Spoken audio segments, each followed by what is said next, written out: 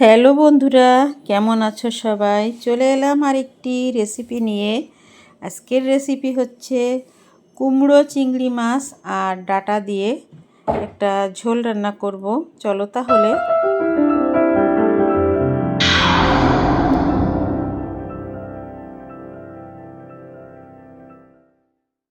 আসসালামু আলাইকুম সকল বন্ধুদের স্বাগত আমার ইউটিউব চ্যানেলে। বন্ধুরা, চলে এলাম একটি রেসিপি নিয়ে। আজকের দেখো কুমড়ো চিংড়ি মাছ আর ডাঁটা সব রেডি করে নিলাম।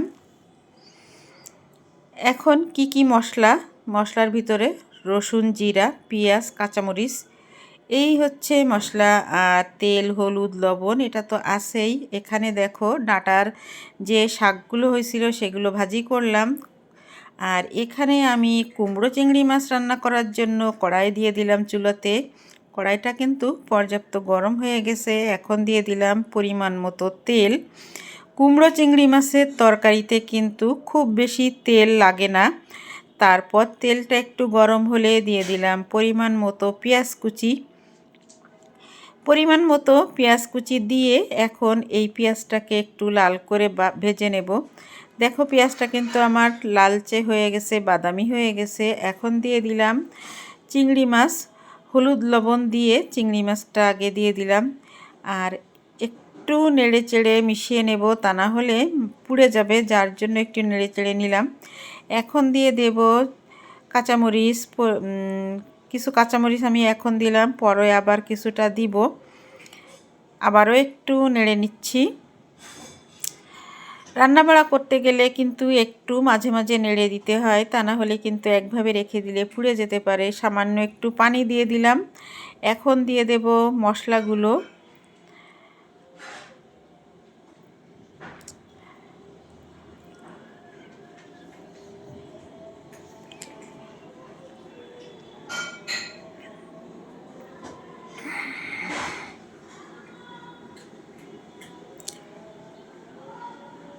তো দেখো বন্ধুরা, আগে আমি কুমড়াগুলো দিয়ে দিলাম, এরপরে ডাঁটাগুলোও দিয়ে দেব, তারপরে দিয়ে দিব জিরে বাটা, রসুন বাটা। তো আজকে আমি একটু জিরা বাটা, রসুন বাটাটা পরে দিলাম। এটা কিন্তু আমি ভুল হয়ে গেছিলো আমার এখানে। আমি জিরা তারপরে রসুন এটা মনে ছিল না মাছ কষানোর সময়। তো এরকম এখন দিলেও কোনো সমস্যা নেই। তো দেখো বন্ধুরা, এখন দিয়ে দিলাম ডাঁটাগুলি। এই ডাঁটাগুলি কিন্তু আমার যে ছাদে সবজি লাগানো আছে সেখানের থেকে তুলে আনা। তো চিংড়ি মাছ, ডাঁটা আর কুমড়ো দিয়ে রান্না করলে কিন্তু খুবই ভালো লাগে খেতে। তোমরা একবার এভাবে রান্না করে দেখতে পারো। দিয়ে দিছি রসুন বাটা, তারপরে দেব জিরা বাটা। দেখো আমি এই যে কুমড়ো চিংড়ি মাছ রান্না করার জন্য বেশ 2 চামচের মতো রসুন বাটা দিলাম, জিরা বাটা দিলাম। সরি বন্ধুরা, রসুন বাটা হবে হয়তো 1 চামচ। তো এখন আমি এই সব কিছু একসঙ্গে সুন্দর করে কষিয়ে নেব। তারপর আমি এখানে ঝোলের জন্য পানি দিয়ে দেব। এগুলো কষানো হয়ে গেলে তারপরে তো এখন হচ্ছে খুব সুন্দর করে ভালো করে কষিয়ে নিতে হবে। তো কিছুক্ষণের জন্য আমি ঢাকা দিয়ে দেব। নেড়ে চেড়ে মিশানো হয়ে গেলে তারপরে আমি কিন্তু ঢাকা দিয়ে দেব। বন্ধুরা, আমি কিছু সময়ের জন্য ঢাকা দিয়ে দিছিলাম। এতে করে দেখো কতটা ঝোল বেরিয়ে আসছে, পানি বেরিয়ে আসছে তরকারি থেকে। তো আবারও একটু নেড়ে চেড়ে দিচ্ছি, উপর নিচ করে নেড়ে দিব।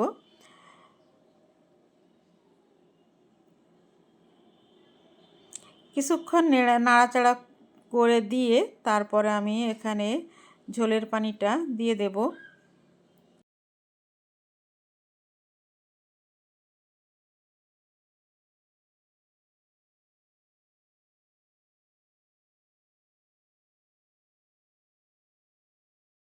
বন্ধুরা, এখন আমি ঝোলের পানিটা দিয়ে দিলাম।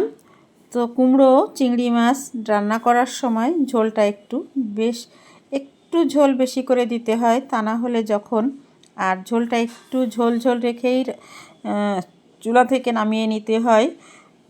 তা না হলে যখন আমি তরকারিটা ঝোল যদি কম হয়ে যায়, তরকারিটা নামিয়ে রাখার পরে ঝোলটা একেবারে কুমড়োতে টেনে নেয়। এর জন্য একটু ঝোলের পানিটা বাড়িয়ে দিতে হয়। তোমরা যারা রান্না করতে না জানো তারা জেনে নাও, ঝোলের পানিটা একটু বাড়িয়ে দেবে। তো আমি ঢেকে দিছিলাম, ঢাকনাটা তুলে নিলাম। আর এখন আমি আরও কিছুটা কাঁচামরিচ, আমি এখানে কয়েক টুকরো কাঁচামরিচ এখানে দিয়ে দিলাম। আমার কাছে কিন্তু একটু ঝাল ঝাল তরকারি খেতে বেশ ভালো লাগে। তো নেড়ে চেড়ে আবারও একটু ঢাকা দিয়ে দেব। আর হচ্ছে ঝোলের পানিটা একটু চেখে দেখব ঝোলটা লবণ ঠিকঠাক আছে কিনা। যদি প্রয়োজন হয় আবারও এই সময় একটু লবণ দিয়ে দেব, কারণ এখনও অনেকটাই ঝোল আছে তরকারিতে। তো দেখো বন্ধুরা, সামান্য একটু লবণ কম মনে হচ্ছিল, তাই এখন আমি একটু লবণ দিয়ে দিলাম। আর তোমরা যদি মনে করো কুমড়োটা যদি মিষ্টি কম হয় তাহলে একটু সামান্য চিনি দিয়ে দিতে পারো। আমি কিন্তু এই যে সামান্য একটু চিনিও দিয়ে দিলাম, এতে করে স্বাদটা ব্যালেন্স হয়, খেতে কিন্তু দুর্দান্ত লাগবে। একটু যদি চিনি মিষ্টি মিষ্টি ভাব কম হয়। এই কুমড়োটা ছিল একেবারে পাকা না, মিডিয়াম কুমড়ো। তো বন্ধুরা, চিনি লবণ দিয়ে আবারও আমি কিছুক্ষণের জন্য ঢেকে দিলাম। এরপর আমি দেখো ঢাকনাটা তুলে দিলাম। আমার আজকের এই কুমড়ো চিংড়ি মাছের রান্নাটা কিন্তু একেবারেই কমপ্লিট। তো এখন একটু উপর নিচ করে নেড়ে দিয়ে দেখতে পাচ্ছ আমি কতটা ঝোল রাখছি। এর থেকে কিন্তু নামিয়ে রাখার পরে আরও কিছুটা কমে যাবে। তো হয়ে গেল আমার কুমড়ো চিংড়ি মাছ ডাঁটা দিয়ে। কেমন লাগলো আজকের আমার এই রেসিপিটা? যদি তোমাদের কোনো অংশে ভালো লাগে তাহলে লাইক কমেন্ট শেয়ার করে দিও।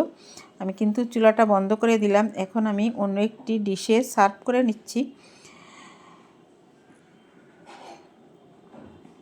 তো দেখতে দেখো কতটা দারুণ লাগছে, খেতেও কিন্তু এই রকম দুর্দান্ত হয়েছিল এই আজকের কুমড়ো চিংড়ি মাছের রেসিপিটা।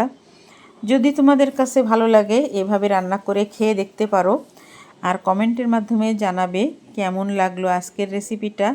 বন্ধুরা, আজকের মতো এখানেই বিদায় নেব। দেখতে দেখতে অনেকটা সময় চলে গেল, ভিডিও শেষ প্রান্তে চলে আসছি। তোমাদের আজকের রেসিপির ফাইনাল লুকটা তোমাদেরকে দেখিয়ে দিলাম। তো আজকের আমার দুপুরের লাঞ্চে কি কি ছিল সেটাও তোমাদের সাথে একটু শেয়ার করে দেই। আজকের লাঞ্চে ছিল ডাঁটা চিংড়ি মাছ আর কুমড়ো দিয়ে একটা ঝোল, ডাঁটার শাক ভাজি, তারপরে মাছের তেল ভাজি, আর আগের দিনের ডাল, আর এই হচ্ছে ডাঁটার যে শাক পাতাগুলো ছিল সেইগুলো। বন্ধুরা, আজকের মতো বিদায় নিলাম। আল্লাহ হাফেজ, আসসালামু আলাইকুম। দুপুরের রান্না।